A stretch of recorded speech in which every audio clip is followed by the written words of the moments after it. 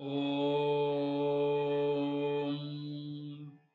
सदाशिवसमारम्भां शङ्कराचार्यमध्यमाम् अस्मदाचार्यपर्यन्तां वन्दे गुरुपरम्पराम् ॐ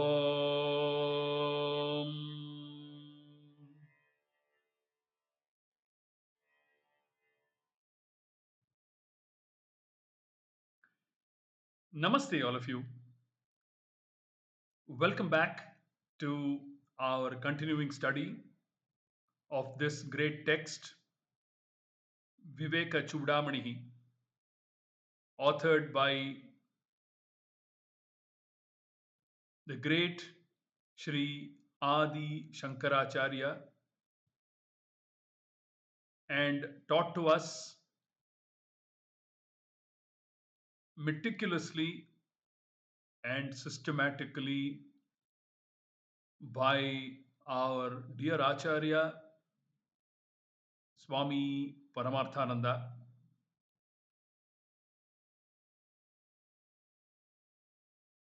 In the last capsule, we were examining Shloka 15 of this great work.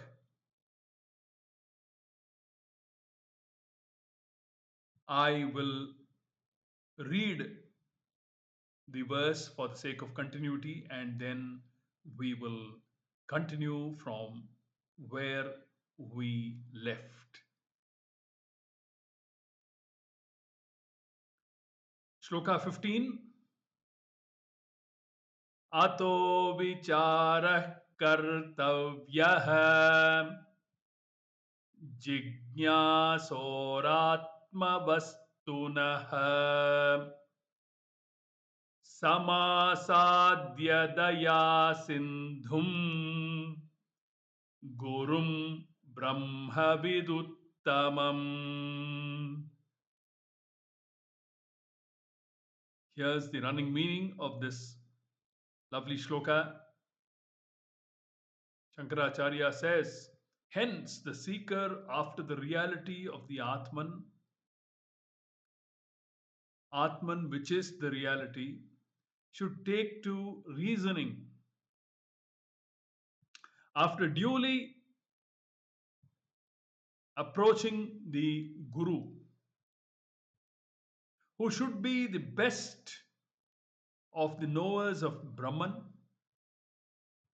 and an ocean of mercy. Who should be the best of the knowers of Brahman and an ocean of mercy. A Shrotriya Brahmanishtha Acharya should be approached by an earnest student.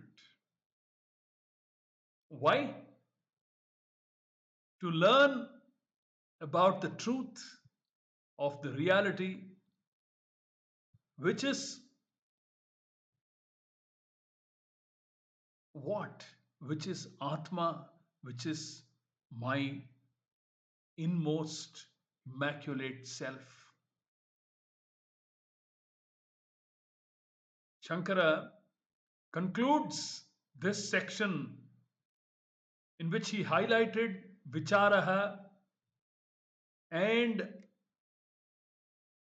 Shastra Jnanam.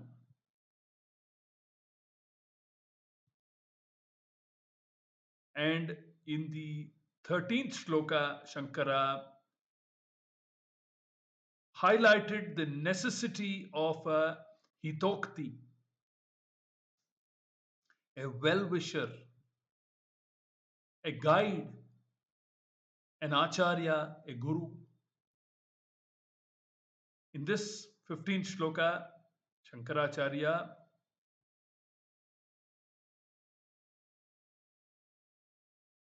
defines the qualification of a guru. Brahmavid Uttamam must the guru be. A Shrotriya Brahmanishtha Acharya he must be. He should also be a Daya Sindhum, an ocean of mercy, a compassionate Guru, full of Daya, compassion.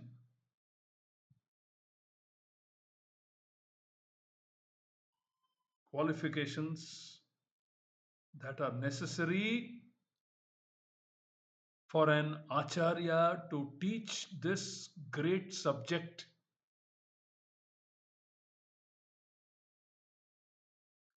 Swamiji, Swami Paramarthananda would always say that the teacher of Vedanta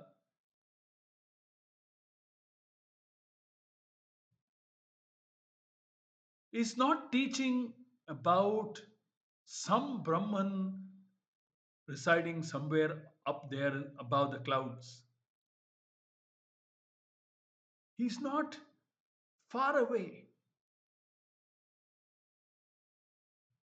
Swami Paramarthananda says the teacher is actually teaching and sharing what he is already. The Brahman that he is talking about, he is communicating about, is actually claimed by himself, the teacher, as his own self. He's talking about himself. That should be the orientation of the teacher. This is not some university class in which you are studying Vivekachudamani or Kathopanishad or any other text as a scholarly pursuit. No, that is the main difference between studying under a Shrotriya Brahmanishta Acharya versus a professor in a university philosophy department. Brahmavid Uttamam, Shankaracharya says.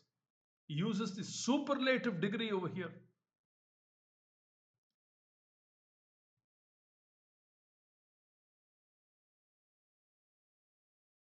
And when we talk about a superlativeness of the Guru, obviously Shankaracharya will demand superlativeness on the part of the student also.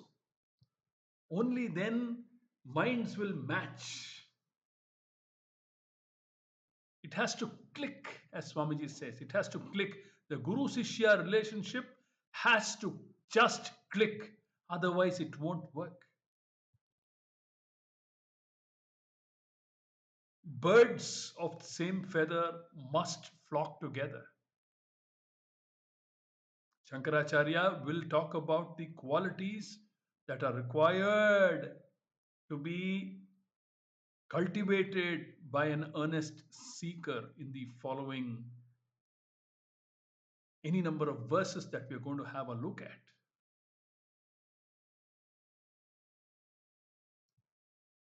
Right up to shloka number 40,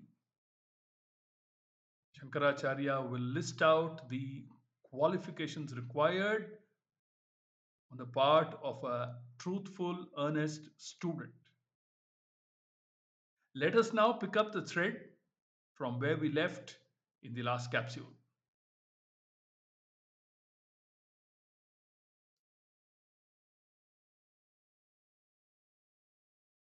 We saw that Vedanta does not address physical problems as much as it deals with mental ones. Physical health issues are addressed by consulting some doctor or the other who we feel comfortable with. Vedanta primarily deals with the inner problems of self ignorance and self misjudgment. It's what we saw in the last capsule. Here, in this shloka, Shankaracharya addresses a mature student. who has diagnosed the problem of self ignorance born self misjudgment or wrong judgment. It is for such a person that Vedantic inquiry appeals and appears meaningful. Now, the question is, how must the inquiry be done? How must the inquiry be done? That's the question at which we ended our discussion in the last capsule. Let's pick it up and answer that question. Once again, Shankaracharya stresses Gurum Samasadhya. Gurum Samasadhya. Gurum Samasadhya. If you remember, friends, in the 8th shloka, Shankaracharya said, Ato Vimuktiyai Prayateta Vidvan Sanyasta Bahyartha Sukhas Pruhasan. Then in the third line he said, Santam Mahantam Samupetya Deshikam. Deshika, Acharya, Guru, they're all synonymous. Santam Mahantam Samupetya Deshikam Tenopadishtartha Samahitatma, he said. Duly approaching a good and generous preceptor, Daya Sindhum, same idea, and fixing his mind on the truth inculcated by him. That's exactly Shankaracharya's thrust in this shloka too. So, Gurum Samasadhya. By approaching a guru,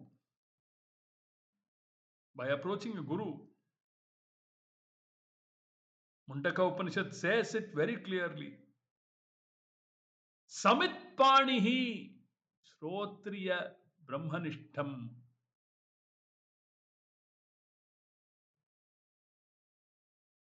You must always approach the guru or any elder, a raja, a king.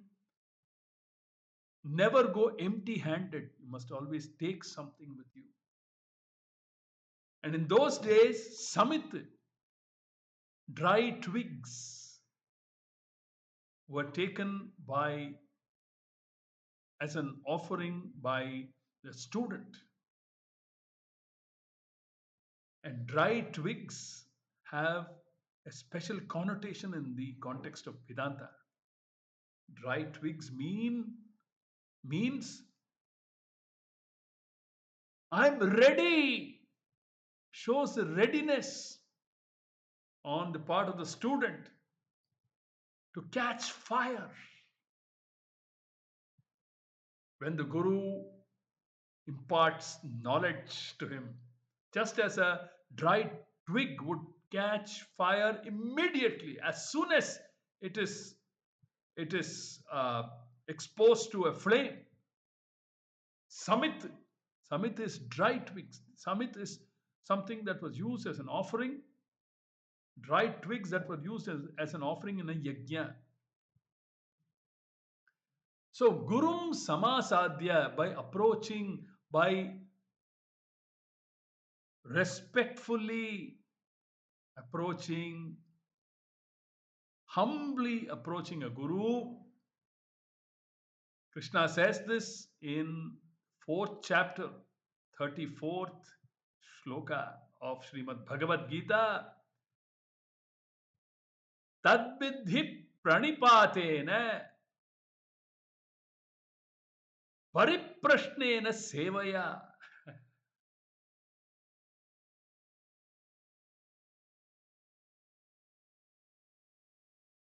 Upadeshyanti te jnanam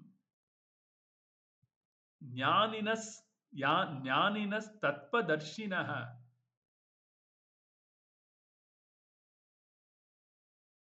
Tadvidhi pranipatena means do namaskara to the guru. Pariprashnena, ask meaningful questions and do seva, serve the Guru. Serve the Guru.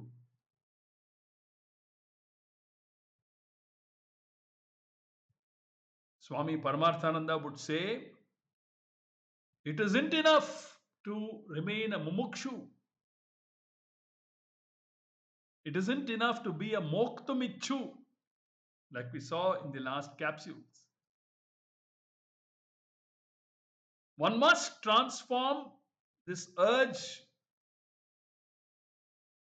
from being a mumukshu to become a jigyasu, a nyatum ichu. That itself is a big step from mumukshu to jigyasu. And then don't stop there, says Swamiji. He says, your jigyasutvam should change to, must transform to become a susrushu, an urge to listen to the unfoldment of this great teaching about himself, the student himself. So the progress must be from mumukshutvam to jigyasutvam to susrushutvam. Susrushu is often taken as seva.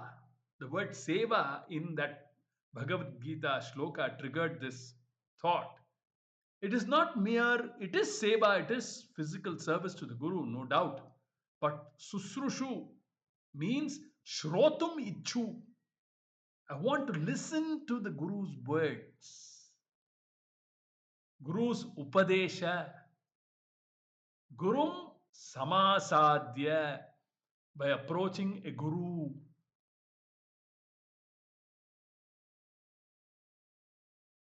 He emphasizes never to make an independent inquiry.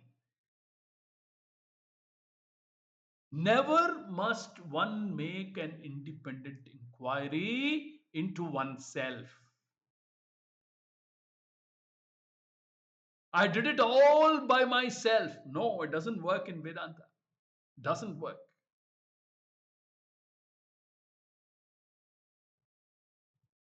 An inquiry must always compulsorily be assisted by one's Guru. By one's Guru.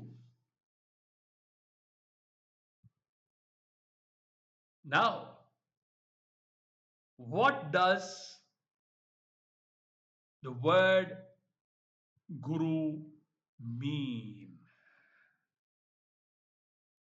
What is the definition of a Guru? Who is a Guru?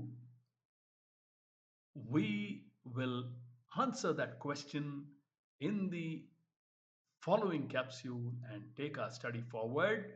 Hari Om.